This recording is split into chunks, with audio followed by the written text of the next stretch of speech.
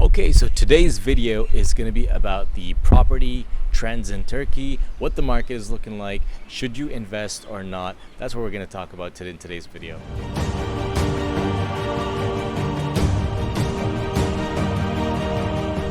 Before we get into that, let me also give you a little bit of a background on the market for foreigners. So Turkey actually opened the property market to foreigners in 2002. But it was only for specific zones and also was limited to reciprocating countries such as Britain, Germany, and the Netherlands. So not everybody could just come in and invest in property in Turkey. In 2005, so about 3 years later, they abolished the zones. So now you could basically buy property in any part of Turkey. So after a few more years, so about in 2012, the countries now we're opened up as well. So now about 183 countries, all countries were able to come in, nationalities from all countries were able to come in, invest and buy property inside of Turkey. Also, the size of the land was also increased. So before, you could only purchase up to 2.5 hectares of land within Turkey. But after, in 2012, they increased that 2.5 to 33 hectares of land that was allowed to purchase from there on in. So about 5 years later, in 2017, in January of 2017, they actually introduced a new scheme, which was if you actually invested about $1 million, you were able to actually get the citizenship of Turkey. So that was in January. A year later, in 2018, about a year and a half later, they decreased that amount to $250,000. That was one. If you invest that into a property, which is obviously a livable property we're talking about. We're not talking about land or agricultural land, anything like that. So it has to be an apartment, a villa. So $250,000 and you're automatically eligible for a citizenship. Next thing was if you have a fixed capital of $500,000 that you invest, or if you just keep $500,000 in the bank for up to 3 years, you are also eligible for a citizenship. The last thing is if you're also creating jobs. So before it was you had to create 100 jobs in order to actually be eligible, but now it was decreased down to 50 jobs. So you had to basically hire 50 people, and you would now be eligible to a citizenship. If you're a foreign buyer, if you were not living in Turkey and you're investing from outside, you would be exempt from the VAT, the VAT taxes, the value added tax. You would be exempt from that. So that's another savings that you can take to the bank, especially if you are a foreign investor and you're not living inside of Turkey.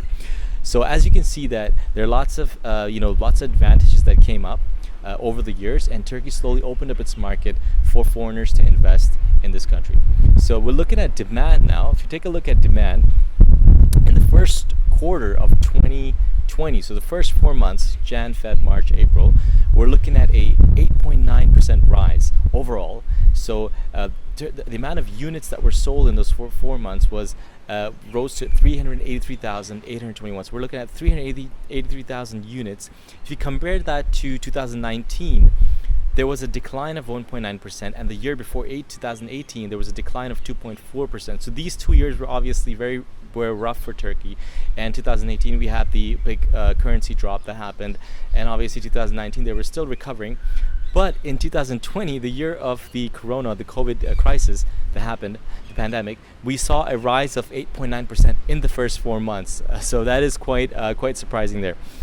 Now, if you take a look at that share of that first 4 months, let's see in which cities did a majority of that take place. So if you look at Istanbul, from the entire 380,000 homes, the 18.2% share went to Istanbul.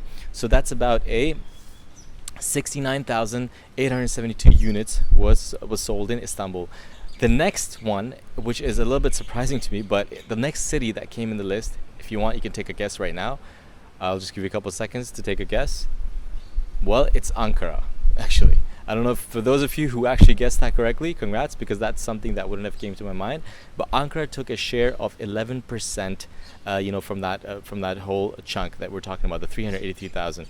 So they sold about 42,000 homes. So that's, if you look at it in the past, in 2019, well, if you look at the foreign buyer stats, Ankara usually comes at the very end. Foreign buyers for 2019, the stats were Istanbul is 45%. They all prefer mostly Istanbul. That's like almost 50%. The second city that comes in line is Antalya, which is about at 19%, 20%, 19.7.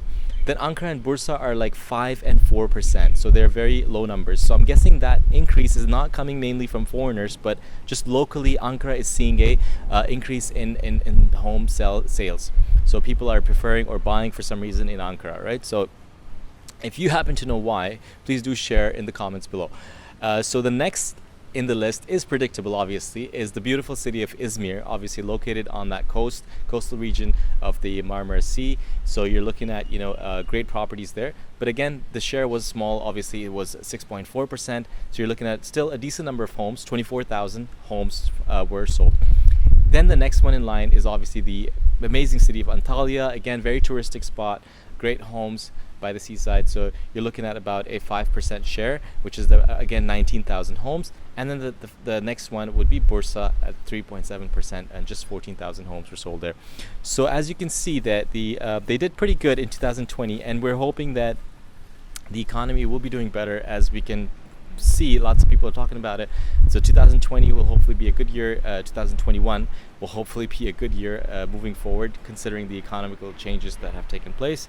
And we wish to, if you have any questions, do mention in the comments below. For any ideas, comments, if any of you are economists out there, do comment and share your expertise with us.